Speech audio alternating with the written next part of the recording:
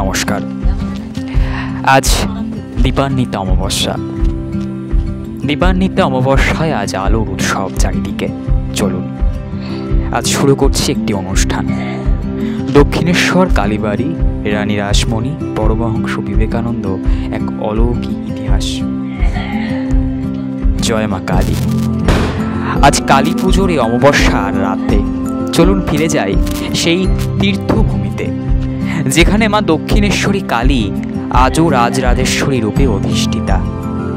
এই মন্দির শুধু এক পাথরের গঠন নয়, এটি এক জীবন্ত ইতিহাস, যেখানে দয়ার দেবী মা কালী, ভক্ত রানী রাসমণি এবং মহাযোগী রামকৃষ্ণ একসাথে সৃষ্টি করেছিলেন এক যুগান্তকারী তীর্থ। আজ এই অনুষ্ঠানে কালী পুজোর এই মহাক্ষণে আমরা শুনব সেই ইতিহাস, যা শুরু হয়েছিল এক মহিলার স্বপ্ন দিয়ে আর শেষ হয়েছিল মানবতার মন্দির হয়ে।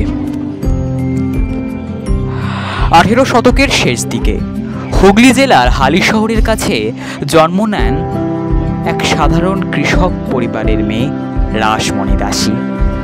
বাল্য বয়সে তিনি বিবাহ করেন রামচন্দ্র দাস মল্লিককে, যিনি কলকাতায় ধনী ব্যবসায়ী ছিলেন। রানী রাসমণি ছিলেন এক অসাধারণ বুদ্ধিমতী, ন্যায়পরায়ণ ও সাহসী নারী। সমাজে নারী অবদমন, গরিব মানুষের শোষণ সবকিছুর বিরুদ্ধে তিনিই দাঁড়াতেন।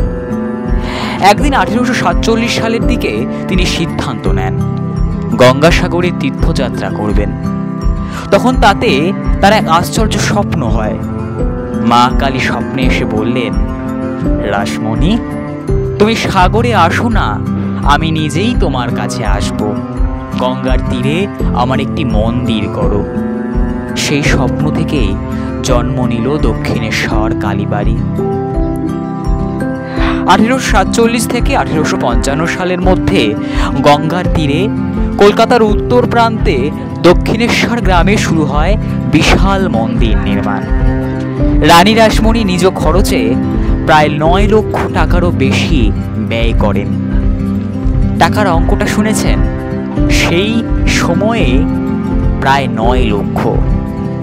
আজকের দিনে হয়তো 9 লক্ষ আমাদের কাছে কিছুই না, কিন্তু 1847-এর সেই সময়ে এই 9 লক্ষ টাকা আজকের প্রায় কয়েক ডজন কোটি টাকার সমান, যা সেই সময় এক বিশাল অঙ্কের টাকা।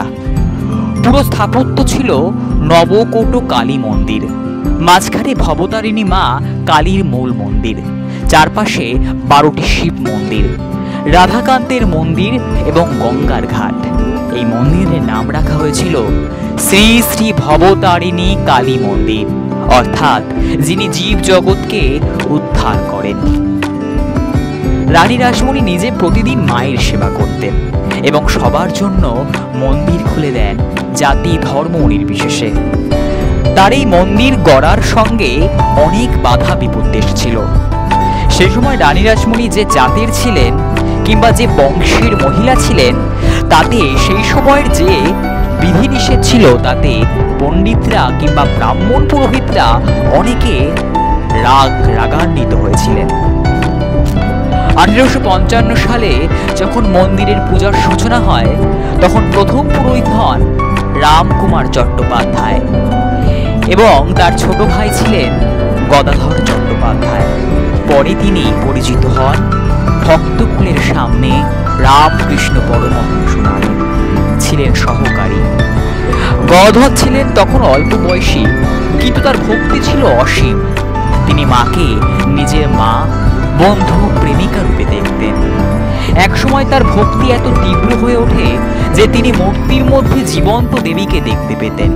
তিনি বলতেন, মা, তুমি কি সত্যি পাথরের, না আমি পাগল? একদিকে তার জীবনে ঘটল মা কালীর দর্শন। রামকৃষ্ণ নিজেই বলেছিলেন, দেখলাম মা কালী আলো হয়ে জ্বলছে, হাসছে এবং আমাকে বুকে টেনে নিল। এরপর থেকে দক্ষিণেশ্বর মন্দিরে শুরু হলো এক নতুন যুগ। রামকৃষ্ণ হয়ে উঠলেন এক জীবন্ত সাধক, যার কাছে হিন্দু মুসলমান নারী পুরুষ ধনী গরিব সবাই সমান। পঞ্চম পর্বে রামকৃষ্ণ পরমহংসের জীবনে পরে এলেন শ্রীমা সারদা দেবী, যিনি দক্ষিণেশ্বরেই তার সঙ্গে প্রথম মিলিত হন। সারদা মা এই মন্দিরেই শিখেছিলেন সেবা মানে ঈশ্বর সেবা। তার শান্ত উপস্থিতি দক্ষিণেশ্বরকে আজও পবিত্র করে তোলে। রামকৃষ্ণ পরমহংসের শিষ্যদের মধ্যে সর্বশ্রেষ্ঠ ছিলেন নরেন্দ্রনাথ দত্ত, যিনি পরে হন স্বামী বিবেকানন্দ। দক্ষিণেশ্বরে তিনি প্রথম তার গুরু রামকৃষ্ণের কাছে আসেন এবং জিজ্ঞেস করেন, আপনি কি ঈশ্বরকে দেখেছেন? রামকৃষ্ণ বলেন, হ্যাঁ, যেমন তোমাকে দেখেছি তেমনই স্পষ্টভাবে দেখি, তার চেয়েও বেশি সত্য। এই এক উত্তর বদলে দেয় নরেনের জীবন। তিনি পরে রামকৃষ্ণের শিক্ষা ছড়িয়ে দেন সারা বিশ্বে, শিখিয়ে যান জীবে প্রেম করে যেই জন সেই জন সেবিছে ঈশ্বর।